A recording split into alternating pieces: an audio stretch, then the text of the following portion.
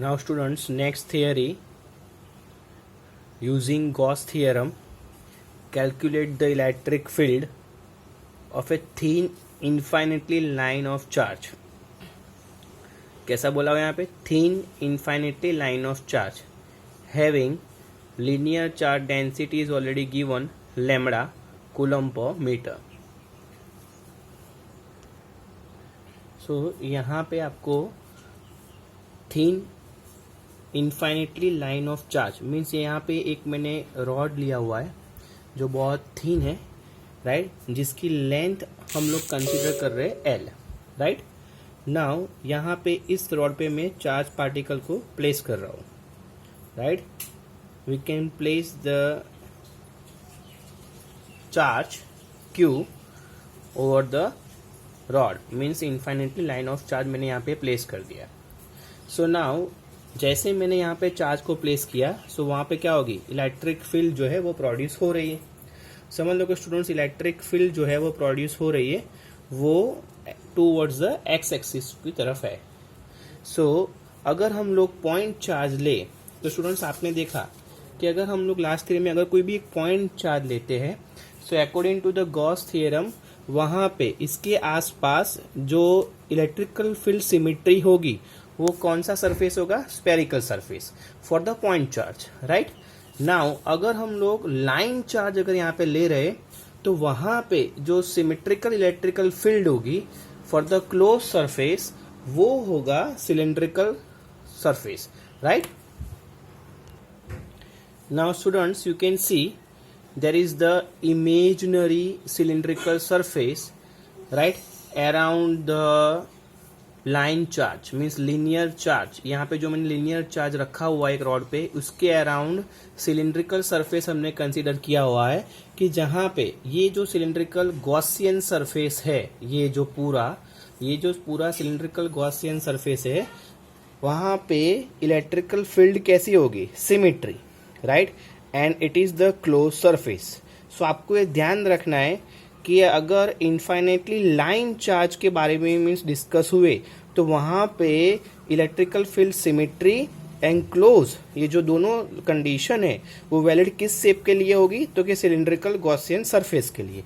अब तो यहाँ पे हम लोग उसको तीन पार्ट्स में, तीन कर्व सरफेस में उसको डिवाइड कर लेते हैं. ये जो कर्व सरफेस है इसको हम लोग S1 बोलते हैं, बीच वाला जो इसको हम लोग बोलते हैं मिडल पोर्शन को S2, एंड जो लास्ट बॉटम जो पोर्शन है बॉटम कर्व सरफेस इसको S3 बोलते हैं, कि जहां पे electrical field towards the at distance r from the linear charge means from the line charge, electrical field जो है ये डायरेक्शन में फ्लो हो रही है, राइट. इलेक्ट्रिकल फील्ड जो हमने कंसीडर किया वो ये डायरेक्शन में फ्लो हो रही है. अब जो S1 पूरा ये सरफेस है उसके लिए हम लोग एक स्मॉल सरफेस कंसीडर कर रहे हैं, राइट, मीन स्मॉल एरिया हमने कंसीडर किया इलेक्ट्रिकल फील्ड. ये कौन सा पोर्शन है, टॉप वाला, means use the palm. So what is the direction of area vector, right, so towards the normal, right, normal towards the surface mean that is the direction of the area vector. So it is the DS1, right. Now यहाँ पे हमने एक small area vector consider किया. ये कौन सा portion है, middle के लिए ऐसा होगा, right. So that is the direction of area vector DS2. And अगर मैं बॉटम के लिए सरफेस कंसीडर कर रहा हूँ सिलिंड्रिकल शेप में, तो बॉटम के लिए उसका एरिया वेक्टर का डायरेक्शन कैसा होगा, ये. So it is the DS3, clear. So now calculate the flux for the surface 1, curve surface 1. So for the curve surface 1, the electrical flux, right, is equivalent to the electrical field into area vector, right. So electrical field into area ds cos theta 1. What is the angle, students, between electrical field and area vector is the 90 degree, you can clearly see. So cos 90, so 0. So flux for the surface 1 is 0, for the curve surface, for the curve surface 3, third के लिए हम लोग calculate कर रहे हैं students bottom के लिए. ये बॉटम वाला पोर्शन के लिए कर्व सरफेस कितना मीन्स टोटल फ्लक्स कितना होगा. So electrical field into area vector, so which is equivalent to the electrical field ds3 cos theta. What is the angle between electrical field and area vector? Obviously is the 90 degree, right? So cos 90. So again at the bottom surface you will be get the flux is 0, right? Now for the second surface mean the middle portion, उसके लिए means वहां पे हमको क्या मिलेगा flux. So for the curve surface 2 there is the small flux will be given is electrical field into ds2. What is the direction? So electrical field into ds2 means the angle between electrical field and area vector is 0 degree, right? For the second surface. सो ये angle कितना है 0 degree. सो यहाँ पे जो हमको जो flux मिलेगा ये क्या है स्मॉल फ्लक्स है. सो कुछ कोई ना कोई हमको फ्लक्स मिलेगा. सो टोटल फ्लक्स अगर हमको कैलकुलेट करना है students, total flux, right? So we can calculate the total flux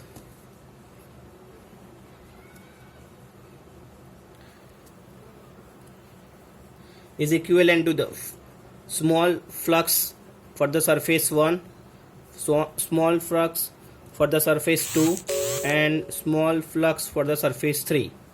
For the surface 1 the electrical flux is going to 0. For the second means electrical field into ds2 plus 0. Now ये जो यहाँ पे हमको जो flux मिल रहा है it's a very small portion means ये small area के लिए हमने कैलकुलेट किया है. अगर मुझे पूरे ये सरफेस के लिए कैलकुलेट करना है जो सेकंड सरफेस कर्व सरफेस हमने कंसीडर किया है तो हमको क्या करना पड़ेगा यहाँ पे integration, right students? So total flux is equivalent to the integration of electrical field into ds2, right? According to the Gauss theorem students, you know according to the Gauss theorem, Gauss theorem को क्या बोलती है कि total amount of flux which is equivalent to the Q upon A naught. सो यहाँ पे total amount of flux की जगह पे हम लोग q upon A naught is equivalent to the electrical field into integration of ds2. Now you know the linear charge density, linear charge density means lambda is equivalent to the charge per unit length dimension जो हमने आगे देखा था, right? There is the 3 types of continuous charge density. यहाँ पे linear charge density is equal lambda is equal to q by l. So यहाँ पे integration of ds2 for the line charge, right? Integration of ds2 ये क्या होगा means it is the for the area of curve surface is equivalent to the कितना होता है students 2 pi rl. So q upon e naught is equivalent to the electrical field into 2 pi rl. Clear students? Now from this equation we will get q is equivalent to the lambda into l, right? From here q is equal to lambda into l, put it here. So q is equal to lambda into l upon e naught is equivalent to the electrical field into 2 pi rl. L will be cancelled. So we have to calculate the electrical field for the line charge density. So electrical field for the line charge density is equal to lambda upon 2 pi r into epsilon naught for the line charge. For the infinite line charge, that is the equation of electrical field. ये आपको ध्यान रखना है. For the infinite line charge, we can use the electrical field equation lambda upon 2 pi r epsilon naught. Clear students? सो यहाँ पे आपको खाली इतना ही ध्यान रखना है कि जो हमने linear charge density means lambda जो हमको ऑलरेडी दिया हुआ है, lambda is equal to q upon L.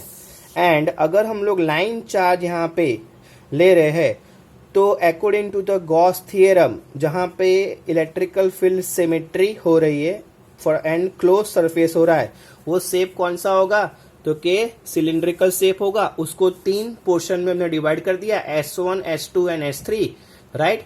ये जो स्टूडेंट्स है वो S1, S2 एंड S3, ये जो है वो स्मॉल एरिया है। अगर ये स्मॉल एरिया के लिए इलेक्ट्रिकल फ्लक्स मिल रहा है, अगर मुझे टोटल के लिए कैलकुलेट करना है तो we have to do the integration. Clear. ये 90 डिग्री हो रहा है, cos 90 0, सो इन दोनों में हमको फ्लक्स 0 मिलेगा। खाली सेकंड सरफेस के लिए, सेकंड जो कर्व सरफेस है इसके लिए हमको फ्लक्स कैलकुलेट करना है, राइट। ये जो भी फ्लक्स हमको मिल रहा है students, it's a very small for the small area.